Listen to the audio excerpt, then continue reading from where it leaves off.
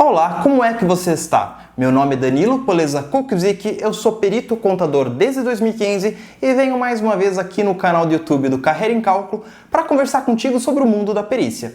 E hoje eu quero conversar contigo sobre 5 características do bom perito, 5 características que aquele profissional, aquele perito que se destaca, possui. E se você ainda não me segue lá no Instagram, conheça Danilo Kukzik, que é lá que eu compartilho um pouquinho mais sobre o dia a dia de um perito, sobre o dia a dia de um escritório de perícia.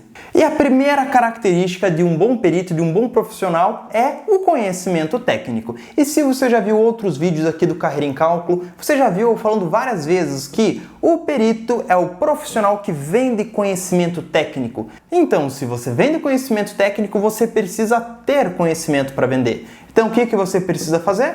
Estudar. Pois é, nós peritos vamos nos manter constantemente estudando, porque nós vendemos conhecimento e conforme a gente vai adquirindo conhecimento, a gente vai podendo vender mais conhecimento. Então assim, saiba que se você quer ser um bom perito, você vai ter que se manter estudando, seja fazendo curso, seja lendo livros, seja se aprofundando naquela matéria que você for atuar. E lá no Instagram, várias vezes eu já comentei vários casos de perícias que foram feitas com resultados absurdos, ou então de peritos que não conseguiam ter um debate técnico, basicamente porque eles não tinham conhecimento técnico suficiente ou conhecimento técnico atualizado. E aí, com o tempo, esses peritos que não se atualizam acabam dando espaço para novos profissionais. Então, se você quer ser um bom perito, lembre-se, tenha bastante conhecimento técnico, estude constantemente que vale a pena. E a segunda característica de um bom perito é poder ter a capacidade de solucionar os problemas do seu cliente. Pois é, o perito trabalha com conhecimento técnico e, como vimos, ele precisa estudar para ter conhecimento, mas ele também precisa saber aplicar esse conhecimento para cuidar dos interesses do seu cliente. Se você estiver atuando como perito do juízo, aquele perito que é nomeado por uma vara, por um juiz, você precisa ter conhecimento técnico para responder os quesitos, para ter debate técnico com os assistentes técnicos e para ajudar o juiz a chegar a uma decisão. Você precisa levar o seu conhecimento de uma forma clara para o juiz entender o que aconteceu naquele caso. Agora, se você estiver atuando como assistente técnico, você precisa entender a necessidade do seu cliente. E aí, você precisa conseguir defender os interesses do seu cliente com aquilo que é justo, com aquilo que é correto. Quando nós falamos no assistente técnico, aquele profissional que está atuando com as partes do processo, defendendo as partes do processo, ele precisa ter a capacidade de pensar um pouquinho fora da caixa, conseguir ter uma visão geral do processo e com a experiência que ele vai adquirindo com o passar do tempo, ele precisa conseguir identificar oportunidades de levar questionamentos ao perito do juiz e conseguir levar a visão dele a favor do seu cliente. E tudo isso vem com o estudo também e principalmente com a experiência. Então é algo que você tem que ter um pouquinho de paciência com as atuações, conforme você for vendo os processos, você vai pegando experiência e cada vez mais vai podendo agregar na vida dos seus clientes. A terceira característica de um bom perito é o bom atendimento. Algo que é até simples da gente falar, mas sim, o bom atendimento faz toda a diferença.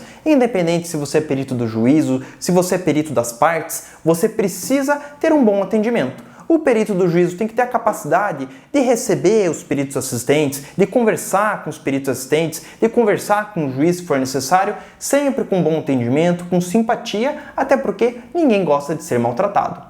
Já os peritos assistentes, que vão trabalhar diretamente com os advogados, com as partes do processo, também precisam ter essa capacidade do bom atendimento, porque eles vão conversar com as partes, vão entender a necessidade delas. Normalmente a gente conversa com os advogados das partes, eles que nos indicam, mas a gente precisa ter essa percepção de entender a necessidade dele, de explicar toda aquela prova técnica de uma maneira simples para ele conseguir defender o cliente. Então, o bom atendimento é algo que faz toda a diferença e, com certeza, se você não atender bem os seus clientes, você vai acabar perdendo ele para outros profissionais capacitados que têm um bom atendimento. E a quarta característica de um bom perito é ter comprometimento. E o que é isso? Bom, basicamente, o perito precisa ter comprometimento com o processo, com os clientes, com as partes do processo, com todo mundo. Por quê? Porque você é o responsável de levar conhecimento técnico para o juízo. Então você tem que ter comprometimento com o seu cliente, né, de conseguir defender o interesse dele, como a gente falou no tópico anterior, mas também comprometimento com o processo, em você cumprir os prazos processuais, em você não entregar o trabalho na última hora para o advogado, para que ele tenha tempo de estudar, fazer uma petição e poder fazer um bom trabalho.